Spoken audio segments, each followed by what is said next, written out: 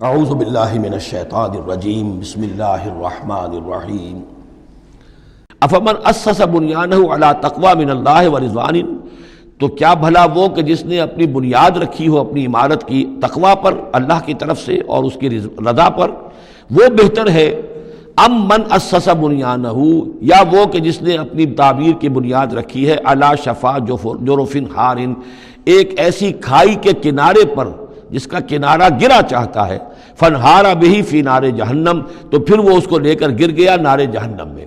یعنی یہ کہ انسان تعبیر کرتا ہے تو کوئی جگہ دیکھتا ہے، فرض کیجئے کوئی ایسی جگہ ہے کہ نیچے سے کھوکھلی ہے، آپ نے دیکھا ہوگا بعض جگہ دریاؤں کے کناروں کے اوپر کہ نیچے سے لیکن اوپر کنارہ چلا آ رہا ہے، اب اس کنارے کے اوپر جو ہے جس کے نیچے سپورٹ نہیں ہے، کوئی تعمیر کرے گا تو تعمیر کہاں جائے گی؟ وہ تو ظاہر بات ہے کہ وہ دریا میں گر جائے گی۔ تو اصل میں یہ جو تدبیریں ہوتی ہیں منافقین کی، ان کی مثال ایسے ہے کہ جہنم کے کنارے کے اوپر یہ خشکی ہے، اس کا کنارہ باہر نکلا ہوا ہے، اس پر ہی اپنی تعمیر کر رہے ہیں، ظاہر بات ہے کہ وہ کنارہ بھی ڈھہ جائے گا اور ان کو اور ان کی تعمیر کو لے کر جہنم میں جا گرے گا۔ واللہ لا یہدی القوم الظالمین، اور اللہ تعالیٰ ایسے ظالم لوگوں کو راہیاب نہیں کرتا۔ لا یزال بنیانہم الذی بنوا ریبۃ فی قلوبہم، یہ عمارت جو انہوں نے بنائی ہے، یعنی یہ جو بھی منافقت کی عمارت انہوں نے تعمیر کی ہے اور تانا بانا بنا ہے، یہ عمارت جو انہوں نے بنائی ہے اب رہے گی ان کے دلوں میں، شکوک و شبہات پیدا کیے رکھے گی، الا ان تقطع قلوبہم، الا یہ کہ ان کے دل کے ٹکڑے کر دیے جائیں۔ اس کو یوں سمجھیے کہ اگر فرض کیجئے کسی کے جسم میں کینسر بہت پھیل گیا ہو تو ظاہر بات ہے آپریشن نہیں ہو سکتا، کیا کریں گے آپ؟ پورے جسم کے ٹکڑے کر دیں گے؟ وہ تو اس ٹیشو میں بھی ہے، اس ٹیشو میں بھی ہے، اس ٹیشو میں بھی ہے، وہاں بھی پہنچ گیا، یہاں بھی پہنچ گیا ہے، اب ممکن نہیں۔ تو اسی طریقے سے ان کے دلوں کے اندر اس کی جڑیں اتنی گہری جا چکی ہیں منافقت کی کہ ان کے دلوں سے منافقت کی جڑیں نکل ہی نہیں سکتی، الا یہ کہ دل کے ٹکڑے ٹکڑے کر دیے جائیں، دل ریشہ ریشہ کر دیا جائے تو جو آپ جڑیں نکال لیں، ورنہ اس کے بغیر ممکن نہیں ہے۔ یعنی اس درجے راسخ ہو چکے ہیں۔ لا یزال بنیانہم الذی بنوا ریبۃ فی قلوبہم الا ان تقطع قلوبہم واللہ علیم حکیم، اللہ تعالی علیم اور حکیم ہے۔ ان اللہ اشتری من المؤمنین انفسہم واموالہم بان لہم الجنہ، یہ دو آیات پھر بہت اہم آ گئی ہیں۔ یقیناً اللہ نے خرید لی ہے اہل ایمان سے ان کی جانیں بھی اور ان کے مال بھی، اس قیمت پر کہ ان کے لیے جنت ہے۔ یقاتلون فی سبیل اللہ، یہ ہے بیع و شراء جو ایک صاحب ایمان کی اللہ کے ساتھ ہو جاتی ہے۔ ان اللہ اشتری، صاحب ایمان بیچتا ہے، اللہ خریدتا ہے۔ ان اللہ اشتری من المؤمنین انفسہم واموالہم بان لہم الجنہ یقاتلون فی سبیل اللہ، وہ جنگ کرتے ہیں اللہ کی راہ میں، فیقتلون ویقتلون، تو قتل کرتے بھی ہیں، قتل ہوتے بھی ہیں۔ 70 قتل کر دیے انہوں نے قرشی میدان بدر میں، 70 شہید ہو گئے دامن احد میں۔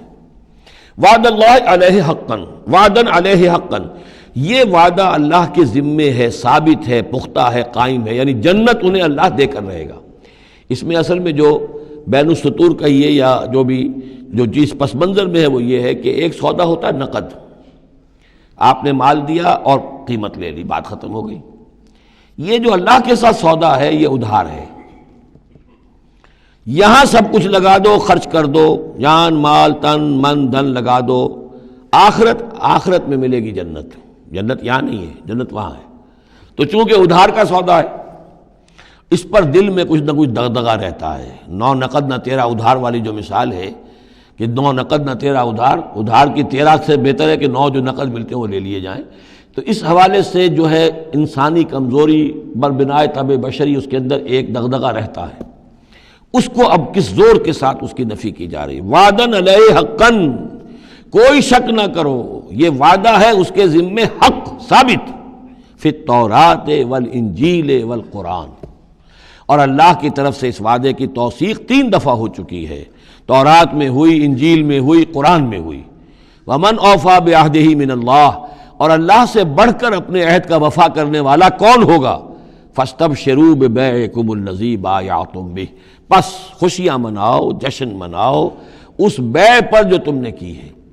اب یہاں ایک لفظ اور آ گیا، بایعتم بہ، آپس میں جو سودا کیا ہے، مبایعت باب مفاعلہ، باع یبیع بیچنا، یہ ثلاثی مجرد ہے، اور یہ جو ہے بیعت بنتی ہے بایع یبایع، آپس میں کوئی سودا کر لینا۔ تو فاستبشروا ببیعکم الذی بایعتم بہ، بس خوشیاں مناؤ اس بیع پر جس کا سودا تم نے اپنے اللہ سے کیا ہے۔ یہیں سے لفظ بیعت نکلا ہے۔ بیعت کیا ہے؟ ایک بندہ اللہ کے حوالے کرتا ہے اپنے آپ کو، لیکن چونکہ اللہ تعالیٰ تو سامنے خود موجود نہیں ہے، اس وقت اللہ کے رسول تھے، تو بیعت ہو رہی ہے اصل میں تو اللہ سے، بیع اللہ سے ہے اور بیعت رسول اللہ سے ہو رہی ہے صلی اللہ علیہ وسلم۔ دست مبارک اللہ کا نہیں ہے بلکہ اللہ کے رسول کا ہے۔